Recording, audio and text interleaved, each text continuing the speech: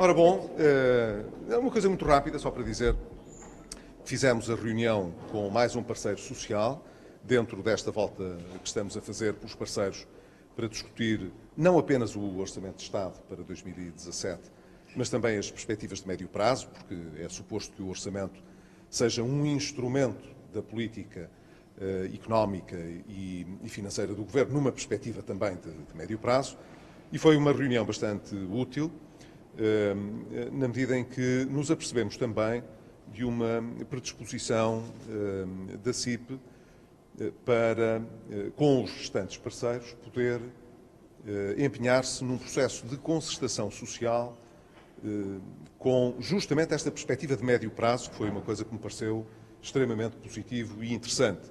Como sabem, nós tencionamos apresentar algumas propostas em sede de especialidade para o orçamento, justamente a olhar para essa perspectiva de médio prazo e, portanto, de reformas. Não as apresentaremos antes de completar este processo de auscultação, como parece razoável, mas, como já tenho dito, são propostas muito orientadas para aspectos relevantes, como são a segurança social, para dar confiança no sistema previdencial e para garantir, digamos, tanto quanto se pode garantir em cada época, que os sistemas de pensões, bem como os sistemas de apoio social, têm sustentação, que não terão sobressaltos e que o Estado está em condições de gerar essa confiança para o futuro. Isso é muito importante. Mas depois, essa é uma questão que está esclarecida, eu direi, há tanto tempo,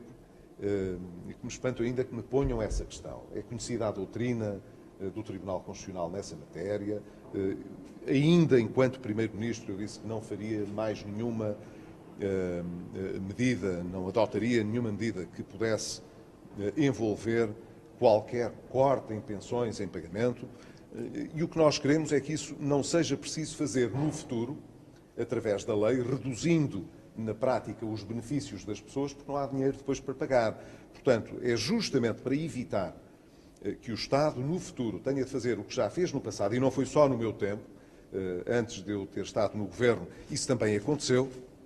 O próprio Ministro Vieira da Silva, quando fez a anterior reforma da Segurança Social, na prática, aquilo que prometeu foi aos futuros pensionistas que iam receber bastante menos do que aquilo que hoje os atuais pensionistas recebem por carreiras contributivas também longas. Portanto, o que nós queremos mesmo é gerar confiança e, sobretudo, não estar a deitar dinheiro para cima de uma situação, como é o caso da Segurança Social, sem que se reforme a própria Segurança Social. Quer dizer, não queremos estar a pôr lá dinheiro, como o Governo atual propõe vir a fazer, para adiar o problema. O que nós queremos é aproveitar a oportunidade para resolver o problema. E isso custa dinheiro. O atual Governo já concordou que isso custa dinheiro, porque senão não criava um imposto novo e não consignava a sua receita à Segurança Social. Portanto, o Governo já concordou, na prática, que é preciso pôr lá dinheiro para este efeito. O que era importante era que se pusesse dinheiro numa coisa que ficasse resolvida e não que fosse adiada. Mas, como eu estava a dizer, a nossa preocupação também está centrada sobre os fatores de crescimento da economia portuguesa e, portanto, sobre aspectos importantes, que vão desde a fiscalidade a reformas estruturais que deem um novo fôlego à retoma económica. E é aí que centraremos as nossas iniciativas. Sobre uma outra questão, hoje começa a discussão do Orçamento do Estado, também a polémica em torno da Caixa Geral de Depósito. Ao que tudo indica, as propostas do PSD não terão o apoio garantido do PCP e do Bloco de Esquerda. Nesse caso, o PSD avançará então para um pedido de fiscalização? Cada coisa a seu tempo. Aquilo que é importante, julgo eu, nesta fase, é trazer normalidade àquilo que se passa na Caixa Geral de Depósitos, quando olhamos para a situação que deverão estar adstritos os seus gestores, que são gestores públicos. O PSD não mudou de posição nesta matéria. Estamos hoje na oposição exatamente como quando estávamos no Governo. Os gestores públicos têm obrigações, todos eles, que devem cumprir. E, desse ponto de vista, não pode haver exceções. Os princípios de transparência obrigam a que todos estejam sujeitos a essas regras, a esses deveres que são até éticos, de transparência. Portanto, não estamos a pedir hoje na oposição uma coisa diferente daquela que exigimos quando estivemos no governo. E era importante que os partidos que no Parlamento dizem que é importante haver essa transparência, que até fazem ameaças veladas,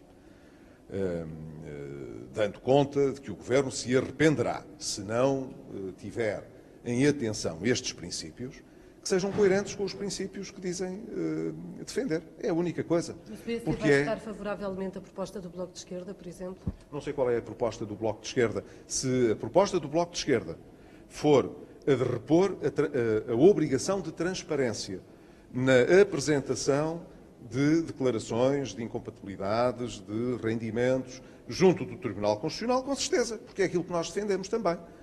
Portanto, isso aí é muito inequívoco. Não é uma questão, repare, não é uma questão partidária. Não é sequer uma questão, digamos, entre a oposição e o Governo. É uma questão nacional. Não há nenhuma razão, eu acho até que é imoral, que se esteja a excetuar os administradores da Caixa Geral de Depósitos de apresentar as declarações por transparência que todos os gestores públicos, e não só os gestores públicos, até o Presidente da República, o Primeiro-Ministro, os membros do Governo, os presidentes dos partidos, os titulares de órgãos políticos fazem.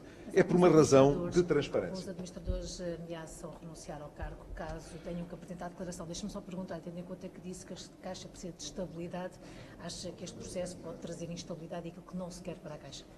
Eu espero que os administradores, que as pessoas que aceitaram ser administradores de um banco público, não criem um problema maior, nem ao banco para que aceitaram trabalhar, nem para o Governo, nem para o Estado.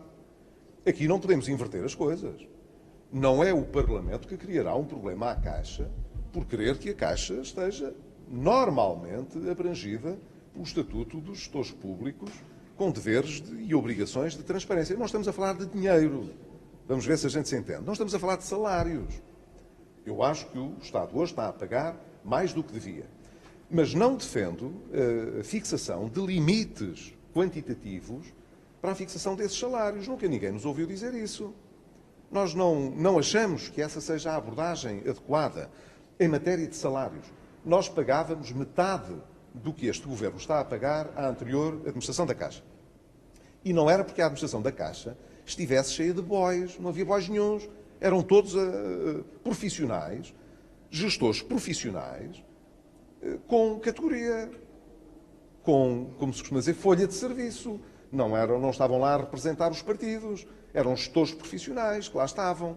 Portanto, e eram pessoas, como na Caixa, como no IGCP, pessoas que percebiam que o país não podia pagar acima de determinados montantes, apesar de ganharem muito mais do que o Primeiro-Ministro e o Presidente da República por estarem em empresas que estão em concorrência com outras no mercado. Nós devemos ser sensíveis a isso. Mas hoje o que estamos aqui a tratar nem é dos salários.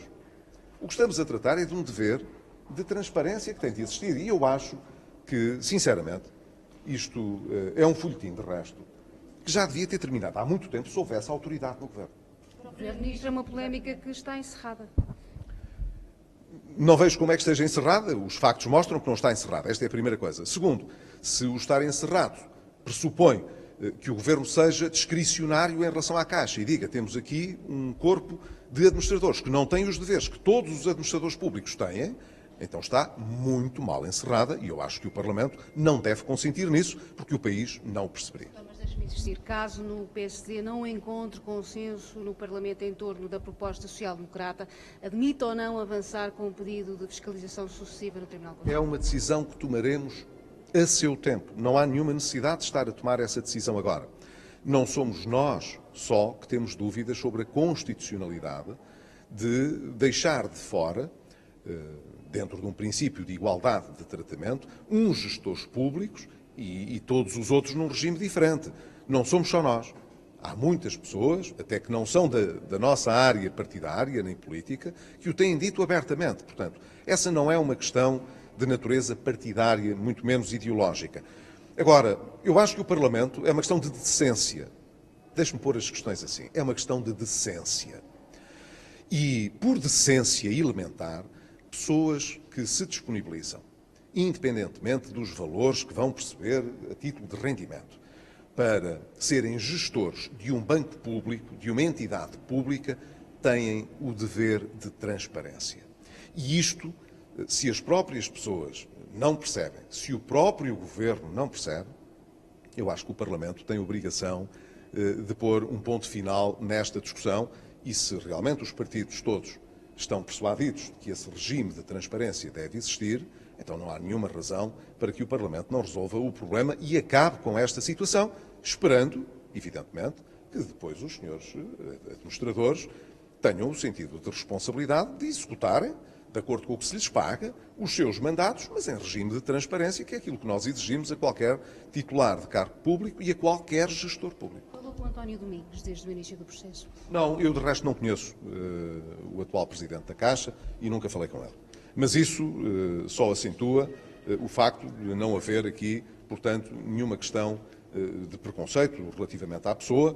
Não, o facto de o não conhecer pessoalmente não influi rigorosamente nada naquilo que estou a dizer, porque isto aplica-se exatamente a qualquer pessoa que desempenhe aquele tipo de funções. Foi assim quando eu tinha responsabilidades do Governo e acho que continua a ser assim, porque isso não tem a ver com o facto de estar no Governo ou não estar no Governo. Como eu digo, é uma questão até de decência. E eu espero que as pessoas que estão envolvidas nesta matéria e que estão, de certa maneira, a respeitar um entendimento a que chegaram com o Governo, possam entender de outra maneira para que a decência possa voltar um bocadinho a este assunto. Deixa-me só esclarecer uma coisa. O PS disse que é inconstitucional baixar os salários agora, se a proposta do PSD e dos outros partidos entrar em vigor. A vossa proposta não se inclui nesta parte de limitação de salários, tanto é que deixa, até podia ser um valor superior aos 400 mil euros a vossa proposta. Ou seja, a minha pergunta Deixe-me deixar muito claro o que se passa relativamente a salários. O PSD, no essencial, vai apresentar uma proposta sobre isso, sobre a questão salarial, que está em consonância com aquilo que defendeu quando estava no Governo. O que é que nós dizemos? Que o Estado não pode ser penalizado em empresas que estão em concorrência de mercado, que estão a competir com outras no mercado, pelo facto dessas empresas serem públicas e, portanto, não poderem recrutar da mesma maneira, com a mesma liberdade, que os outros atores, que as outras empresas podem contratar. E por isso tem uma fórmula, que é uma fórmula razoável, quer dizer, o vencimento de referência é o do Primeiro-Ministro, porém, nas empresas públicas que estão em concorrência, os administradores podem solicitar que lhes possa ser fixado um salário que pode ir até à média, não é o salário que seja a média, é até à média do rendimento que oferiram nos 3 anos anteriores a aceitarem aquele convite. Portanto, isso quer dizer que o Estado pode ir buscar a um banco concorrente alguém e pagar-lhe em média o que ele recebia nesse banco de origem antes de ir para ali. Ou seja, a vossa proposta podia até ser superior aos 400 mil euros que o Presidente da Caixa... Não era a lei que impediria isso. É justamente o meu ponto. Não é a lei que impede isso. É o bom senso. Porque uma empresa privada, não há nenhuma empresa privada que pague aquilo que lhe for pedido. Não é possível. As empresas também têm restrições. Não pagam aquilo que querem. Pagam aquilo que podem. Por maioria de razão, o Estado não paga só aquilo que quer, paga aquilo que pode. E, portanto, nós tivemos pessoas de grande categoria profissional que nos pediram, ao abrigo da lei, para que lhes pudesse ser processado um salário até à média dos 3 últimos anos, e nós fixámos um salário abaixo disso. E as pessoas aceitaram. Imagine, hoje, que nós queríamos convencer o presidente do Lloyds, que por acaso é português, o Dr.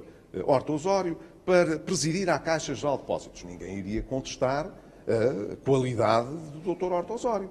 Poderia a Caixa pagar a média dos rendimentos que o Dr. Horta Osório recebeu no Lloyds nos últimos 3 anos? Eu penso que não. Quer dizer, a lei, portanto, não o impede. O que é que o impede? O bom senso. Nós não temos uns milhões de euros para pagar. Não podemos estar a pedir aos portugueses milhares de milhões de euros, que é aquilo que o Governo sugere que é preciso fazer relativamente à Caixa Geral de Depósitos, tendo um plano de reestruturação que o Governo não há maneira de explicar qual é. Mas que era importante que se soubesse qual é. Andamos quase há um ano nesta conversa. É uma coisa, é muito tempo. E ao fim do ano ainda não se sabe se a Caixa Geral de Depósitos precisa de reduzir a atividade, ter menos trabalhadores para poder ter mais lucros, digamos assim, e, portanto, justificar esta injeção de capital. E, ao mesmo tempo que estamos a dizer isto, vamos dizer que vamos duplicar os salários dos seus administradores? Alguém no país compreende isto? É uma questão de bom senso. Nós não tivemos problemas de qualidade nos administradores que lá colocámos. Eles ganhavam menos do que os administradores precedentes. E os administradores precedentes tomaram muitas decisões que custaram muito dinheiro ao Estado. Nestes últimos anos, a Caixa Geral de Depósitos, com uma boa administração, conseguiu corrigir no seu balanço quase 5 mil milhões de euros de imparidades de maus negócios que foram feitos antes, por gente que era mais bem paga. Portanto, quando toca falarmos de salários, há muita coisa que se lhe diga. Mas deve haver uma regra, que é uma regra de bom senso. E esse bom senso esteve ausente desta discussão. E, portanto, estamos, infelizmente, ao cabo de um ano quase, a discutir no maior banco português a situação dos salários, dos deveres de prestação de contas e de transparência, de declaração de rendimentos dos seus gestores, um processo de capitalização cujos contornos ainda não se conhecem, um plano de reestruturação que ninguém sabe qual é, ao fim de um ano. Eu espero que não venham dizer que a responsabilidade por essa situação cabe ao PSD. Muito obrigado.